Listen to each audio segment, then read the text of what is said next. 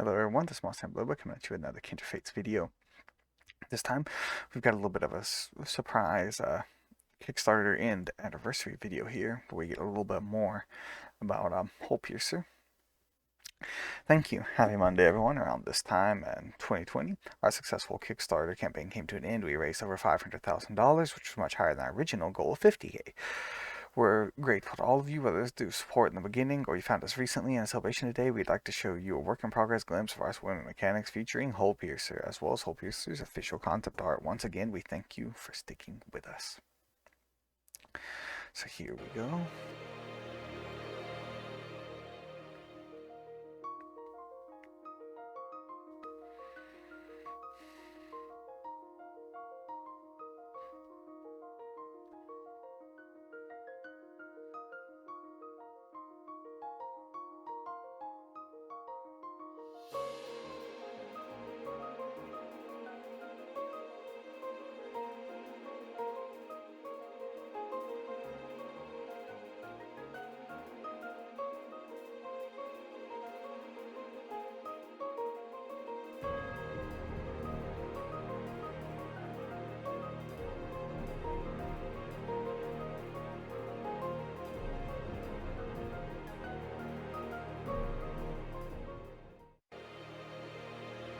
So I'll leave this playing as I talk about it.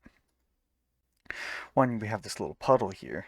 I think that's a very elegant solution, personally, to doing it. I think it might be kind of cool if, yeah, they just do that compared to like, you know, going out and just floating or something like that. I think someone mentioned something like maybe like a bubble.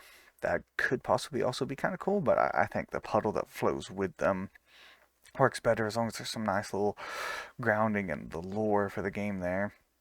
I think that's pretty awesome, and the only thing I have problems with is how would they get burned? You know, if they're wouldn't the water that they're carrying around maybe put out scorches or something like that, but that can be addressed as you go on. As for Hole Piercer's size here, looks relatively big. Probably about the same length as Salamander, from what I can tell. It's a little bit hard to tell without it being right next to something. I'm not great at judging sizes, but the swimming animation looks really fluid. The water looks gorgeous. I literally have no real complaints at all. I can imagine that the underwater combat is going to be hectic because you have the up, down, left, right compared to just, two-dimensional combat where you're on the ground versus this is like 3D environment. You go every direction. It's going to be kind of hard to keep track of where your opponents are and stuff. It is probably going to be a lot of fun just seeing how that works. You can also see here how if you're fighting a water kinfolk near water, I think they're going to have a great advantage over a kinfolk who isn't an aquatic kinfolk, because once you're in that water, like I don't think that you're going to be able to like shoot fireballs or something like with Ember to hit them. Maybe like Lumala could, because they shoot like projectiles made of light or something. That could maybe pierce down there and get them, but yeah, it'll probably be difficult to hit them, and even if you can shoot at them, they're gonna have so much room to just move around, and it's going pretty fast underwater, and pop out, hit you, run back. So this is mostly for single player rather than for PvP, but you're going to have to be really careful about how you choose to handle fighting aquatic kinfolk if you do not have one of your own.